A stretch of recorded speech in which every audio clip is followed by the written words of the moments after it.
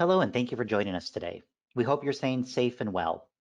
Our hope for today is to help you understand what causes leadership fatigue and to give you actionable tips for how you can more effectively lead during times of continual change. In an effort to give you more information in a short amount of time, we're unable to answer questions during the webinar today. However, if you have questions, please submit them in the question box, and we will answer them in a blog post that will be sent out with a recording of the webinar in the next few days. Today's webinar is brought to you by the Wisconsin School of Business Center for Professional and Executive Development, which partners with individuals and organizations to enhance performance and productivity through professional development programs, certificates, coaching, consulting, and assessments. More than 70 programs are delivered annually on-site at the Fluno Center in beautiful downtown Madison, and we are now offering online programs, all facilitated by instructors with practical, real-world experience. The Center for Professional and Executive Development also partners with organizations throughout the country to provide customized on-site and online professional development programs, coaching, and consulting. For more information on the Center for Professional and Executive Development, please visit our website at uwcped.org. I'm now going to turn things over to our presenter for today's webinar, Helen Browson. Helen is a Senior Director of Client Experience for the Center for Professional and Executive Development. She works with clients to deliver custom development solutions and oversees the delivery of CPED's in-person and online professional development programs. Helen, welcome. We're excited to have you with us today. Thanks, John. Hi, everyone. I am so happy to be here to talk with you about this topic today. Like many of you, I am wrapping up week 15 of working from home, which is hard to believe because I went into quarantine thinking it was going to be 2 or 3 weeks and we'd be back in the office.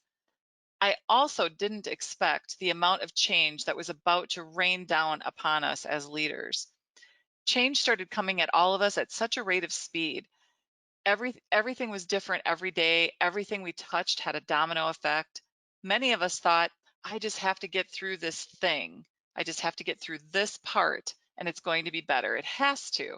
The pace, the changes, they can't go on forever. It'll calm down. How many of you are shaking your heads right now? You know what I'm talking about. Leadership today in June 2020 has become a game of endurance. When I hear the word endurance, I immediately think of running a long race, a marathon specifically, but it's not really a marathon because we didn't choose to do it. A colleague of mine said, "It feels like I'm running from a T-Rex and I'm just trying not to get eaten alive." Prior to the pandemic, we faced the typical challenges and responsibilities of any leader.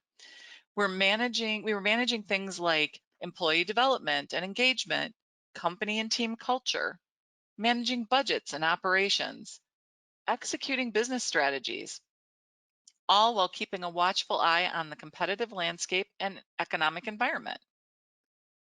In our present climate, those days now seem like a walk in the park.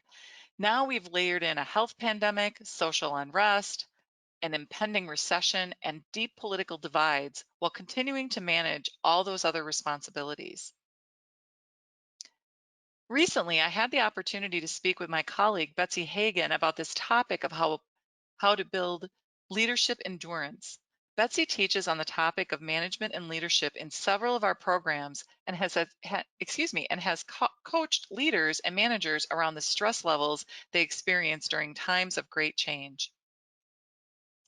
Betsy suggests the fatigue and stress we're experiencing is coming from the fact that as leaders, we're used to operating from a place of control in our environments, and now we're in an environment where we don't have much control, or we can't lead from the same mental mindset we have in the past. Not knowing what to do, what to say in a time of more unanswered questions than answered questions leaves many of us feeling like imposters because we're trying to create leadership from a place of not being an expert and not knowing all the answers, but still trying to provide leadership. That can create a significant amount of fatigue. There is no roadmap or path forward, and you can't possibly have a leadership playbook because none of us have dealt with the trifecta of events that we're dealing with today, and we're learning as we go. As leaders, we're simply feeling worn down by the speed and volume of change. So what are we to do about this? Let's begin by recognizing the reality of the current state you are experiencing and how much control or little control you have. You're going to have to get comfortable not leading from that place of control and experience you once did. Your ability to lead now is about getting information, understanding what is going on in the environment, processing it as quickly as possible, and getting the information out to your teams. The reality is, you don't have all the answers, and your team will have to help solve the problems with you. You have to be able to say, these are all great questions, and we as a group are going to have to figure them out together, learning as we go together. It's important to remember it's not your job as a leader to know all the answers. It's your job as a leader to help your team figure it out and find the way. Now that you understand what's causing your stress, let's talk about how you can lead your team to be more effective and less fatigued during this time. When Betsy and I talked about the most critical priorities in a time of crisis or major transition, she recommends we start with these top 3 priorities from a leadership perspective: communication, operations or business continuity, and people. Let's start with communication. First, ask yourself, what is your channel of communication and is it efficient? Can you get information out to people in a very quick and easy manner? The flow of communication should be the greatest priority in times of great change. Think about it in terms of some of the biggest changes you've had to deal with in recent memory. Quick and consistent communication to your teams is critical. Fatigue can come from not having a good way to flow communication, especially if you're reinventing the wheel every time you have to share updates. The next thing is operations and business continuity. And the stressor here is not having that diagnostic framework to think about how to deliver goods and services, because again, there's no roadmap or path forward. This is where a level of agility is critical, and you need to be able to quickly assess those biggest elements of change from the current state to the new future state, no matter how many times the future state is changing. As we know from our present circumstances, there are no lack of challenges, but it's important to keep problems well defined. There's an old saying that you should spend more time defining the problem than worrying about the solution. To keep things in terms of priorities simple and keep people focused. It's easy to get down in the details, but if you can keep the problem simple and well defined, you can find the easiest path forward. Also, instead of focusing on perfection, you must find priority. There is no time to design the new state and because it's changing so rapidly. So get back to basics and focus on the biggest element of change occurring. Determine what the greatest impact on the organization will be, and then focus on keeping it simple. Think about the straightest line to a solution that may get you partially there, and then worry about the perfect or more formalized solution later.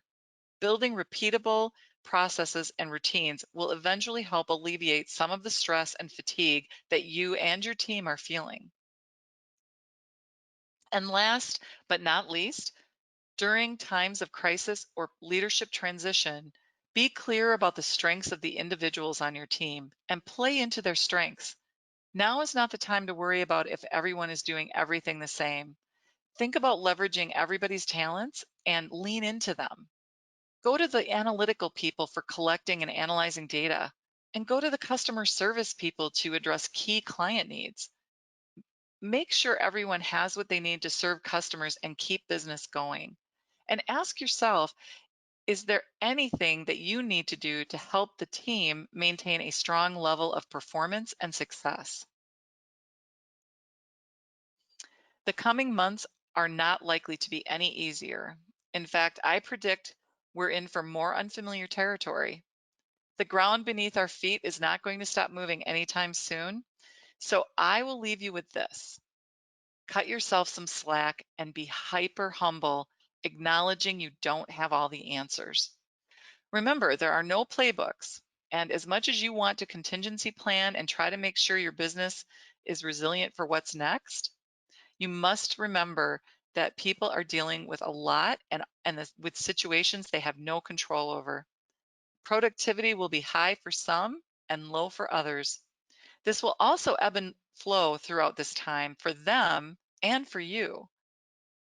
You are building endurance for what's next right now. So be present with your teams and listen to each other. You're in this race together, and together you will find the endurance that you need to be successful. Be well, everyone, and thank you for joining us today. John, I'll turn things back over to you. Thank you, Helen. Betsy, the colleague Helen mentioned earlier, teaches an immersive hands-on program designed to help you shift your focus from being a manager to being a coach. Through this program, you'll learn how mindset impacts your ability to grow and develop and recognize and create a climate for coaching conversations to thrive. To learn more about coaching and motivating in the workplace, please visit go.wisc.edu/coaching-motivating. Before you go, I wanted to share one of our upcoming webinars. During Optimizing Team Performance, Managing the Individuals and Managing the Team, you'll gain practical insights into how you can align team rewards, team goals, and team development to increase employee engagement and overall team performance. We hope you'll join us for this 1-hour webinar on August 19th. Again, thank you for attending the webinar today. We hope you're all able to apply some of these techniques to reduce leadership fatigue while managing through change. Stay healthy and well.